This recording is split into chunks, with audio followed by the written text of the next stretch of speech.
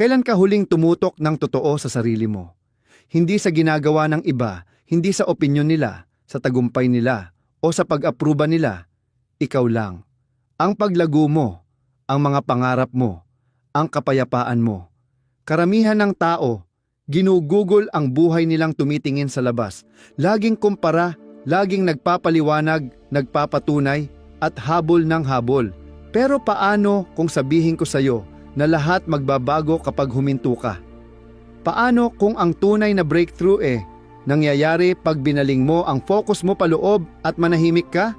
Samahan mo ko hanggang dulo ng video na to at malalaman mo kung bakit ang pag-focus sa sarili ang pinakamakapangyarihang desisyon na gagawin mo at bakit karamihan ng tao nananatiling nakatali. Ang totoo, karamihan ay nakakulong sa cycle.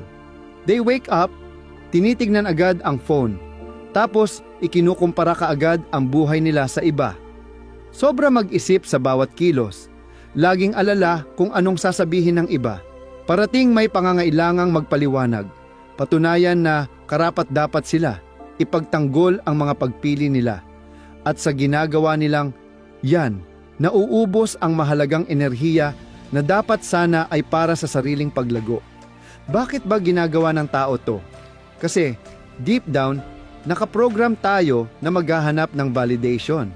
Sabi nga ng psychology, mula pagkabata natutunan na nating sukatin ang sarili base sa iba.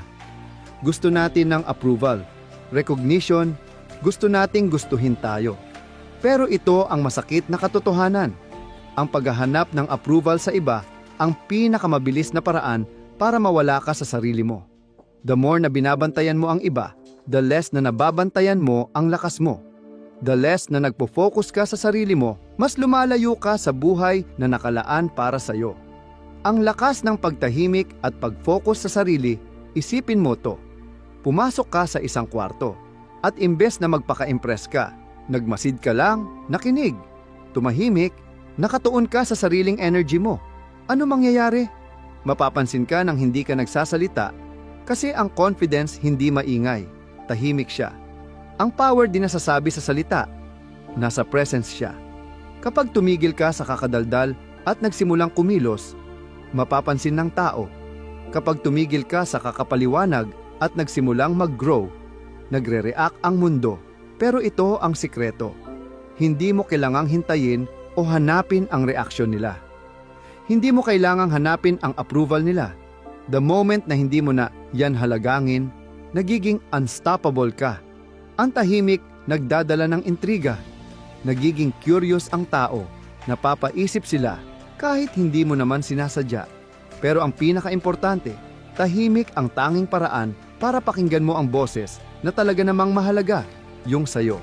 Bakit hindi kayang gawin ng iba? Warning lang ha. Kapag nagsimula kang mag-focus sa sarili at manahimik, maraming hindi makakaintindi. Sasabihin ng ilan na nagbago ka. May ibang mag-iisip na nagiging mailap ka. At iba, pilit kang ibabalik sa dati mong gawi. Kasi, kadalasan, takot ang tao sa pagbabago. Kapag nakikita kang nagbabago, iniisip nila na iiwan sila. Pero ito dapat mong tandaan. Wala kang utang na paliwanag kahit kanino. Wala kang utang na energy sa kahit sino. Hindi mo responsibility ang comfort nila. Tanging responsibilidad mo lang. Sarili mo, lumago, mag-evolve, at maging kung sino ka dapat maging. Reward para sa'yo kung bakit worth it. Pagdating mo sa dulo ng video na to, maiintindihan mo ang isang katotohanang madalang makita ng marami. Ang tunay na lakas mo ay nasa loob mo. Ang kakayahang mag-focus paloob, bumuo ng tahimik, mag-grow ng hindi humihingi ng permiso. At pag ginawa mo yon, lahat ng nasa paligid mo nagsisimulang magbago. Hindi napapansin ng karamihan na nakakulong sila. Araw-araw gigising, mag-i-scroll na lang ng buhay ng iba, lulubog sa ingay, habol-habol ng approval na hindi naman totoong lumiligaya. Palaging tumitingin sa labas. Sino nanonood? Sino nagja-judge? Sino nauuna? Sino nahuhuli? Pero, ito ulit ang masakit na totoo. The more na iniisip mo ang iba, the more na nawawala ka sa sarili mo. Distractions. Nasa lahat ng dako, social media, chismis, opinyon, drama, lahat yan panghila sa'yo. Pinupuno ang utak mo ng mga bagay na walang kinalaman sa paglago mo. At ang masama, parang normal na lang siya. Parang dapat ka lang sumabay sa agos ng mundo. Pero ang totoo, sinasayang mo ang pinakamahalagang pagmamay-ari mo, ang focus mo. Parang pera, energy ang focus. Bawat thought na inaalay mo sa iba, energy na inaalis mo sa sarili mo yon. Bawat segundo ng pag-worry kung anong ginagawa ng iba, second na wala na sa pagtayo ng sarili mong tagumpay. At karamihan ng tao, di nila alam. Unti-unti na silang nauubusan ng energy dahil sa mga bagay at tao na wala namang tunay na saysay sa kanila. Bakit hinahabol ng tao ang distraction wired tayo? Para makakonect. Sa pagkabata pa lang, tinuro na sa atin na sumabay, magpaka-accepted, mapasama sa grupo. Kaya parang natural ang mag-focus sa iniisip ng iba, kaya gusto ng tao ng pansin, kaya sila overshare, kagyat naghahanap ng validation. Pero ito ang di nila gets. Sa tuwing nagpapaliwanag ka sa mga taong wala namang pakialam, binibigay mo power mo sa kanila. Tuwing nagre-react ka sa negativity, hinahayaan mong hawakan ng iba ang emosyon mo. Tuwing kinukumpara mo sarili mo sa iba, sinasabi mo sa sarili mo na hindi sapat ang sariling landas mo. At dito, na-stuck ang tao. Hindi dahil kulang sila o walang kakayahan, kundi kasi inuubos nila ang lakas nila sa lahat ng bagay, maliban sa sarili nila. Paano makakalaya sa distraction trap? Unang hakbang sa pagbawi ng power mo, awareness. Kailangan mong makita kung ano ang nagnanakaw ng focus mo. Tignan mo araw-araw na gawin mo. Gaano kadalas kang nagche-check ng phone? Ilang beses kang napapasabak sa mga walang kwentang usapan? Ilang beses mo nararamdamang kailangan mong may patunayan sa iba?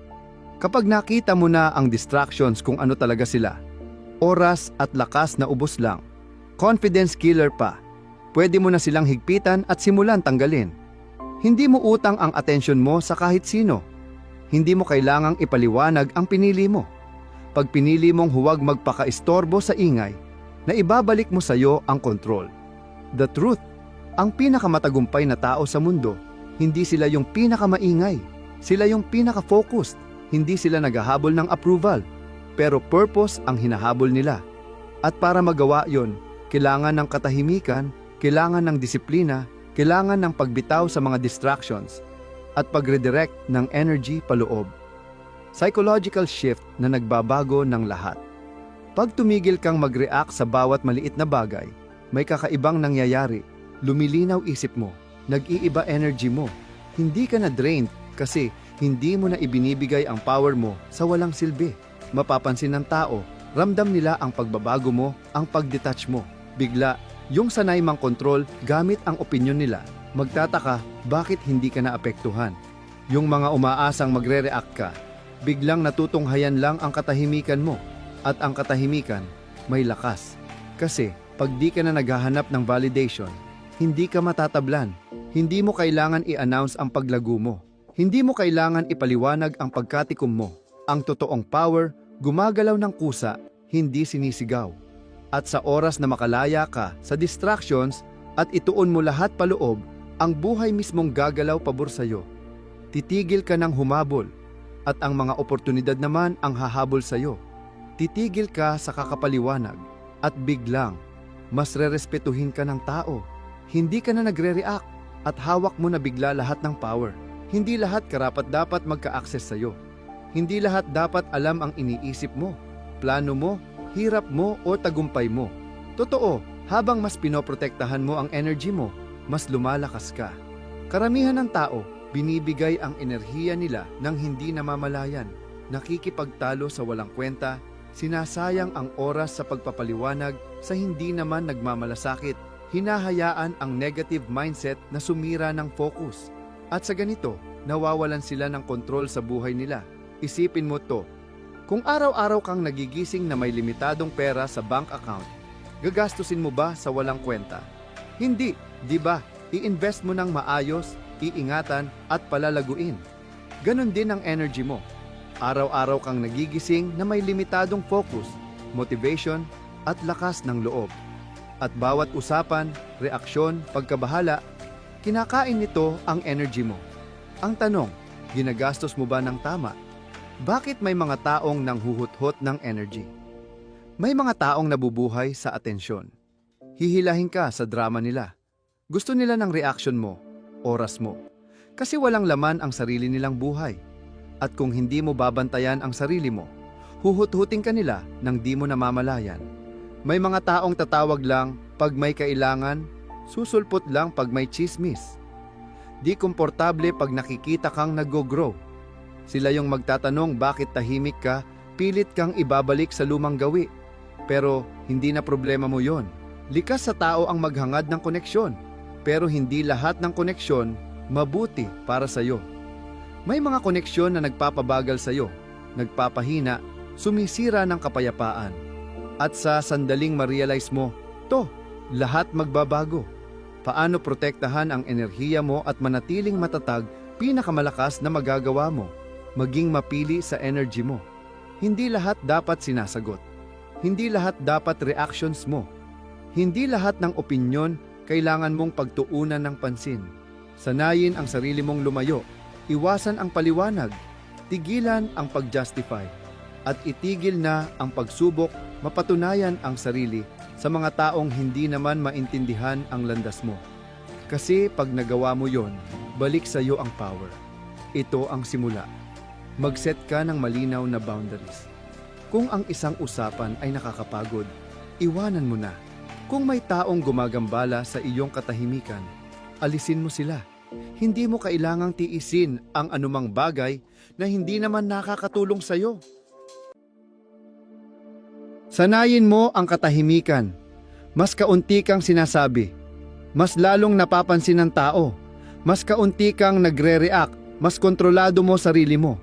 Ang tunay na lakas ay nasa pagpigil, hindi sa sobrang pagpapaliwanag. Mag-focus ka sa sarili mo. Bawat segundo na ginugugol mo sa negatibidad ng iba ay panahong nawala para sa sariling pag-unlad mo. Ilagay mo ang enerhiya mo kung saan ito mahalaga para sa iyong paglago, layunin at kapayapaan.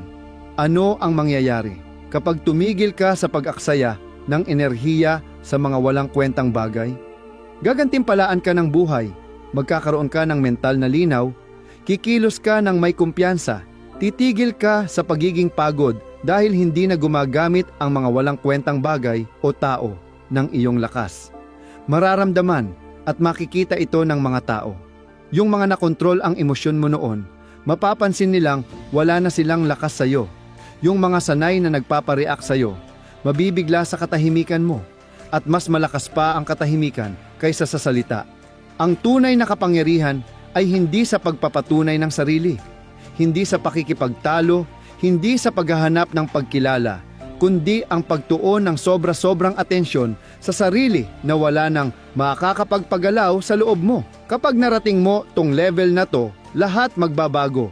Hindi ka na naghahabol, ikaw na ang hinahabol. Hindi ka na nagre-react, ikaw na ang nagmamasid. Hindi ka na nagpapaliwanag, ginagawa mo na lang. Ang emotional detachment ay hindi pagiging malamig. Hindi ito tungkol sa pagsasara ng pinto sa tao o sa pagtira na walang nararamdaman. Ito ay tungkol sa mastery ng sariling damdamin para walang sino o anumang sitwasyon na makagambala sa kapayapaan mo.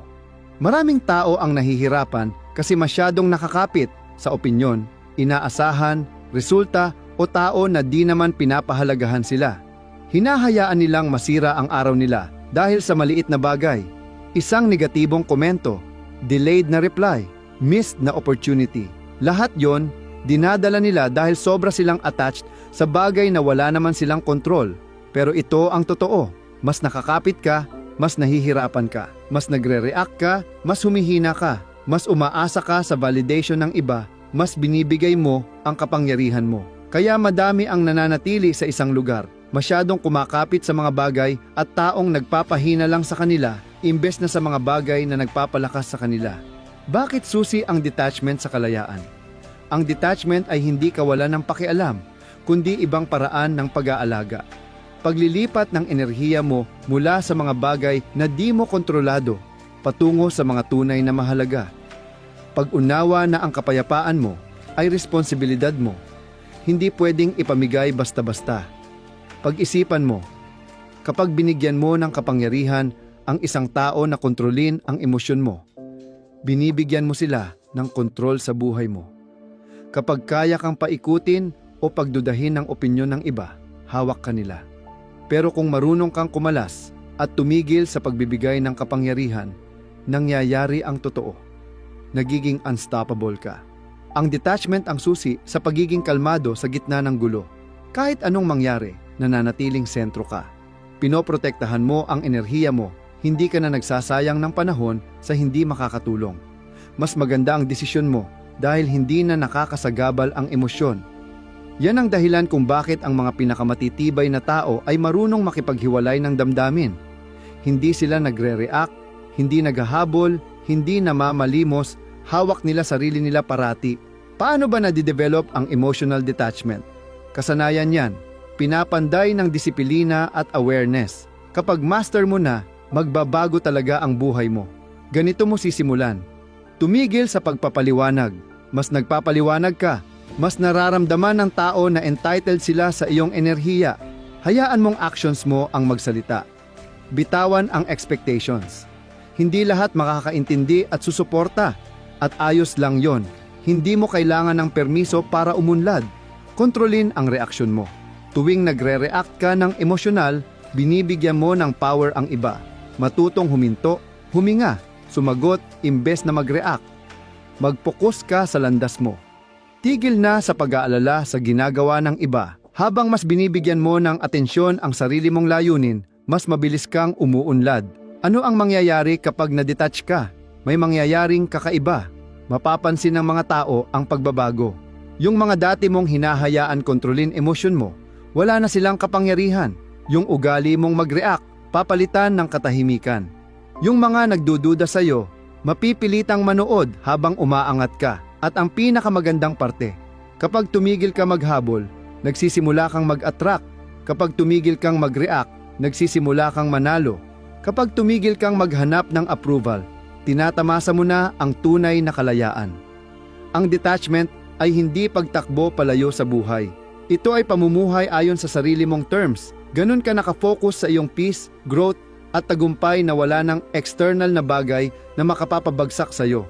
May dahilan kung bakit ang pinakamakapangyarihan ng mga tao sa mundo ay hindi nagsasalita kung hindi kailangan. Naiintindihan nila na ang katahimikan ay hindi kawalang laman, kundi kontrol. Isa itong panangga ng iyong enerhiya at isang armas na bumabaliktad ng sitwasyon. Karamihan masyado kasing madaldal.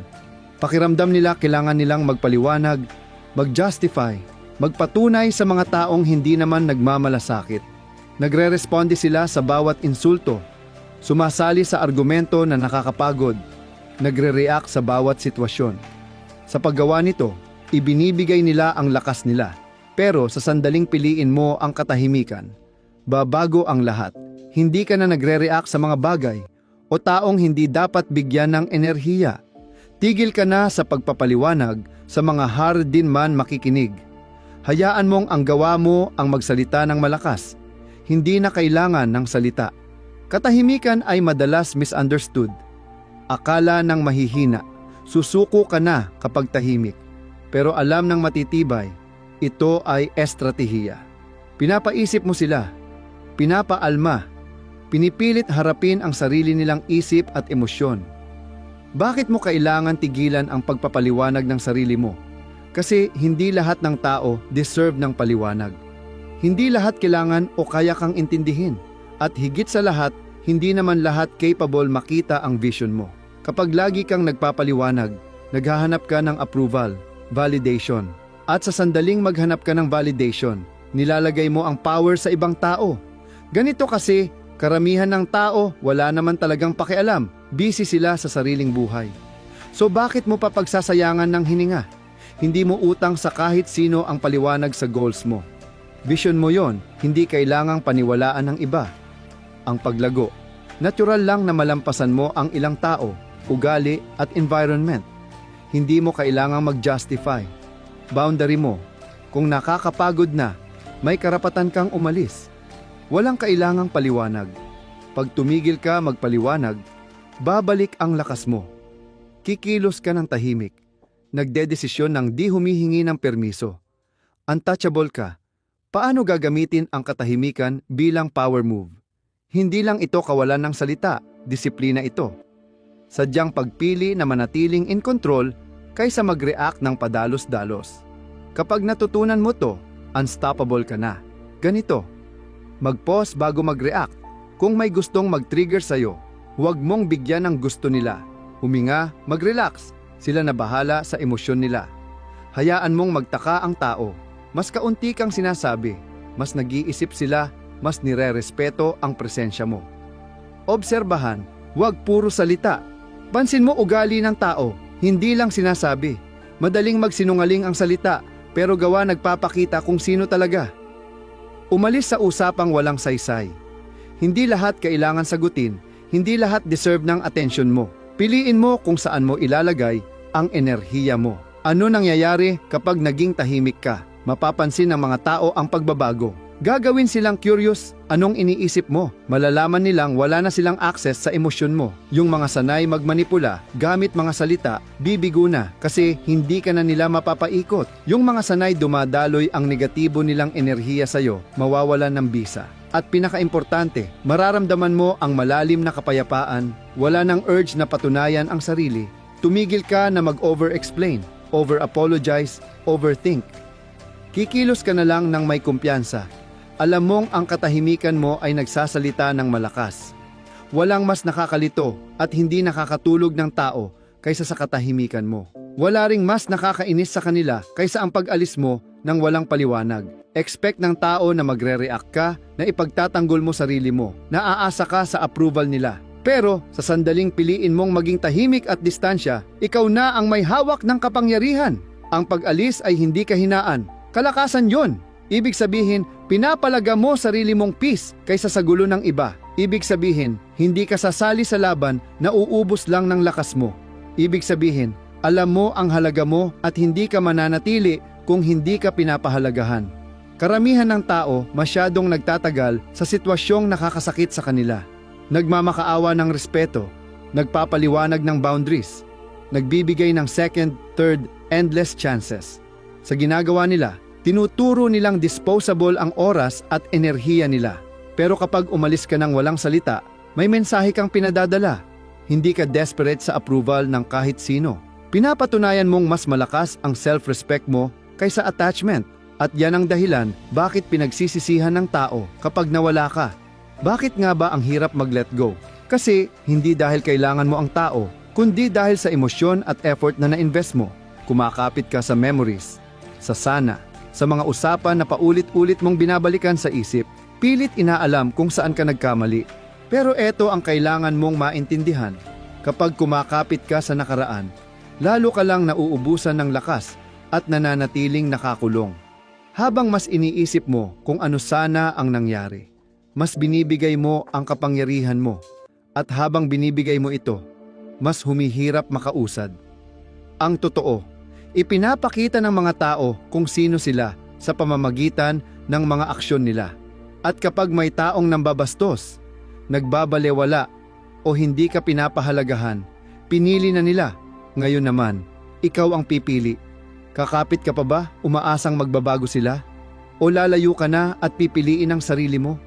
Paano nababago ng paglalayo ang kapangyarihan? Karamihan ng tao iniisip na ang pinakamalakas na hakbang ay ang pagharap, yung kailangan mong magpaliwanag, makipag-debate, at patunayan ang punto mo para magbago ang iba.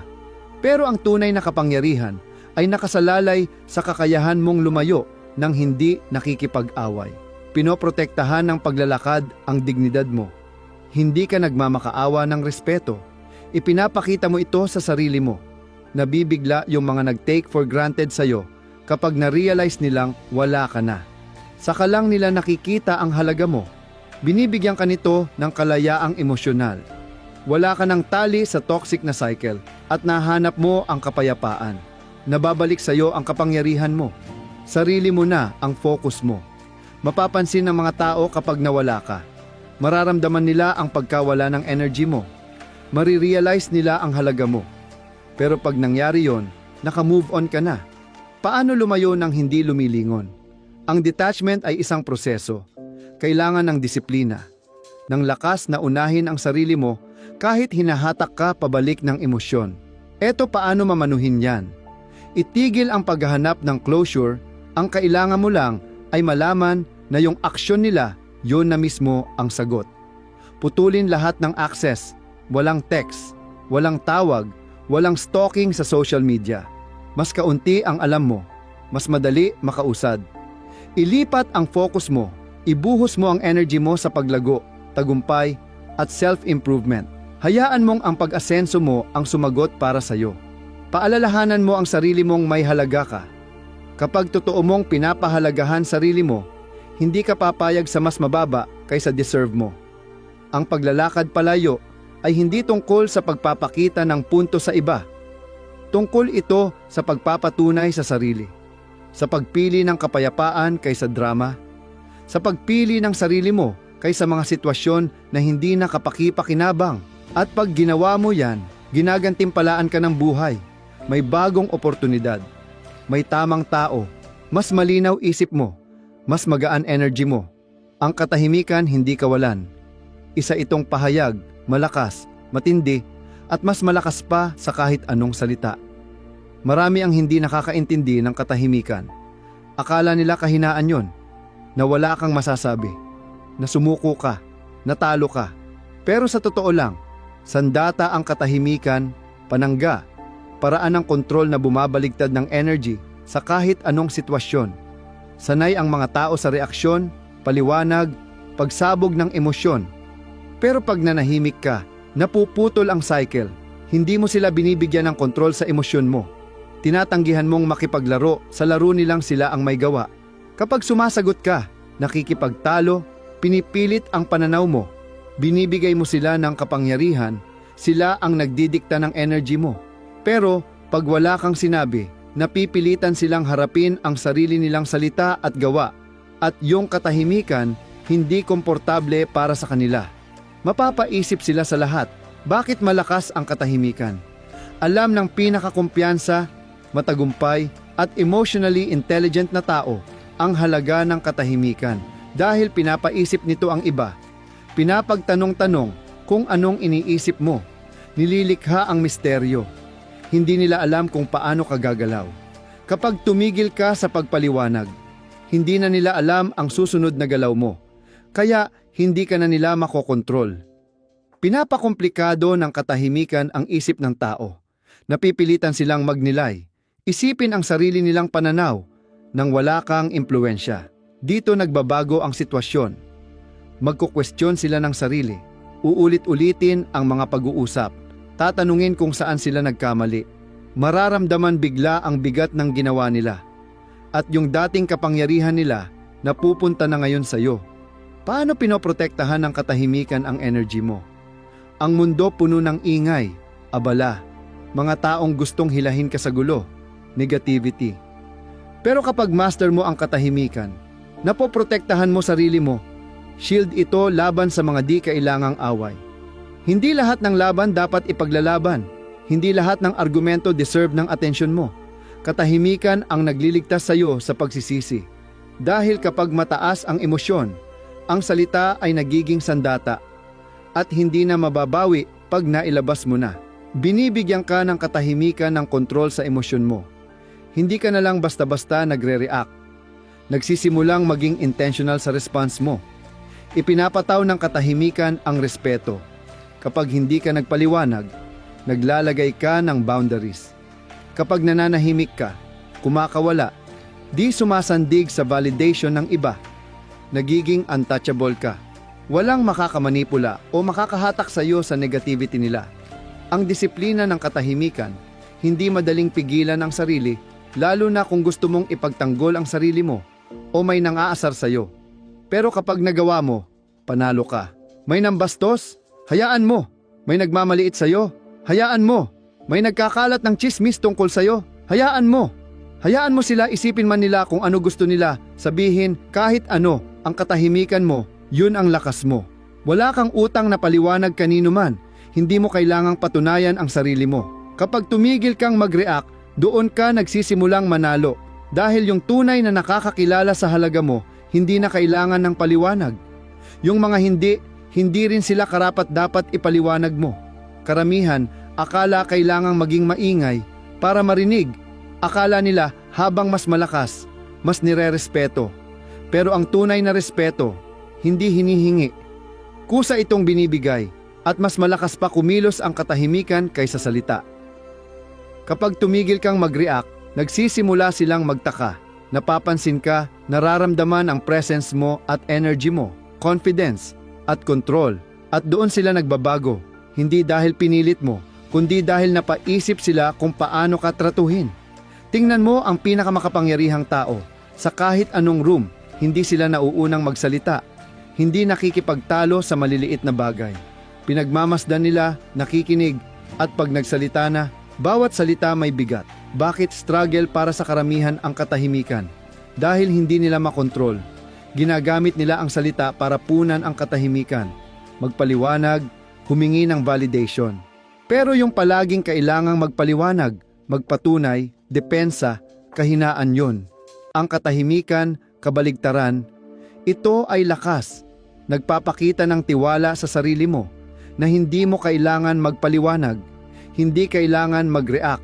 Pero tinuruan ng lipunan ang tao na ang katahimikan ay awkward, nakakangamba, na pag di ka nagsasalita may mali na.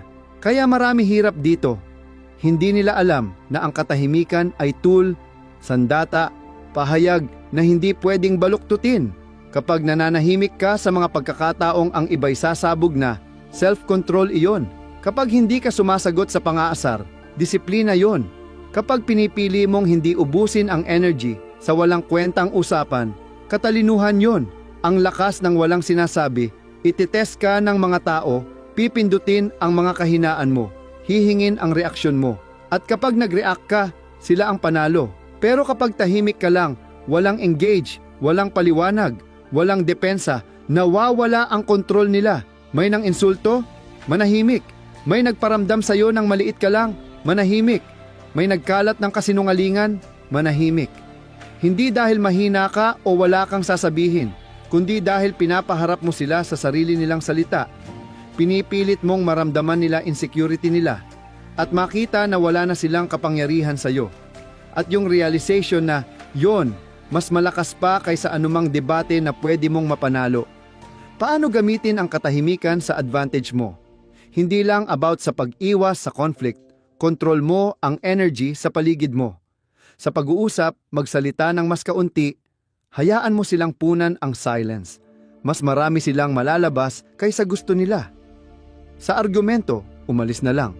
Walang mas nakakabaliw sa toxic na tao kaysa di pinapansin. Sa relasyon, tumigil ka sa pagpapaliwanag.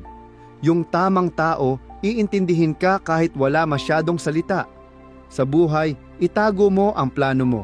Hayaan mong resulta ang magsalita. Kapag tumigil ka sa mga walang saysay na salita, lumilikha ka ng space para sa tunay na mahalaga. Binibigyan mo ng halaga ang energy mo, ang katahimikan mo, at titigil kang mag-aksaya ng panahon sa hindi kaaya-aya. Ito yung disiplina na kulang ang karamihan, kakayahang manahimik, kakayanang mag-detach, kakayanang hayaan ang iba mag-isip kaysa lagi mong sagutin. Ang katahimikan ang nagbubukod sa iyo sa karamihan. Lahat gustong mapansin, marinig, mapatunayan ang sarili. Pero kapag umatras ka, tumigil sa kakapaliwanag, kakahabol o kaka-justify, iba ka na. Nagiging tao ka na hindi nangangailangan ng approval ng iba. Kapag pinili mo ang katahimikan, may nabubuo sa loob mo, naririnig mong sarili mo, naiintindihan mo yung tunay na mahalaga, nasasala mo kung ano ang worth ng energy mo at kung saan hindi.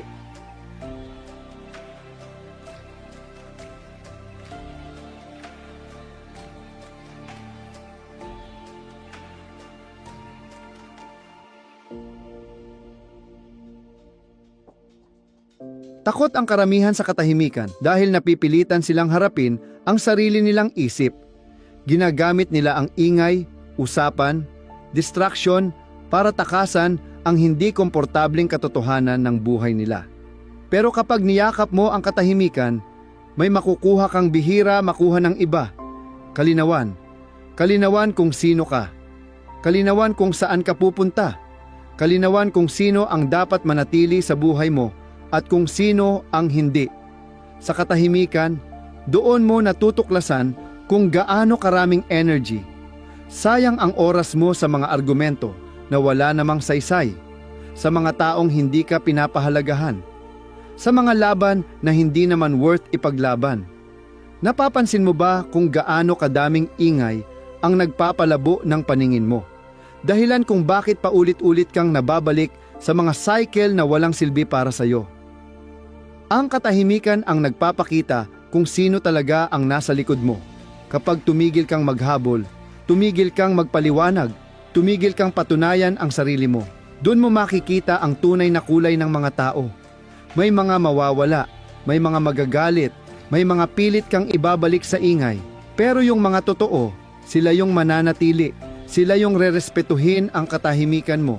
Maiintindihan nila yon.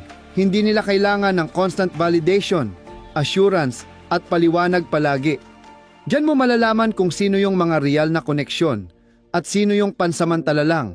Diyan mo makikita kung sino yung nasa buhay mo dahil totoo silang nagmamalasakit at sino yung nandyan lang kasi may nakukuha sila sa energy mo.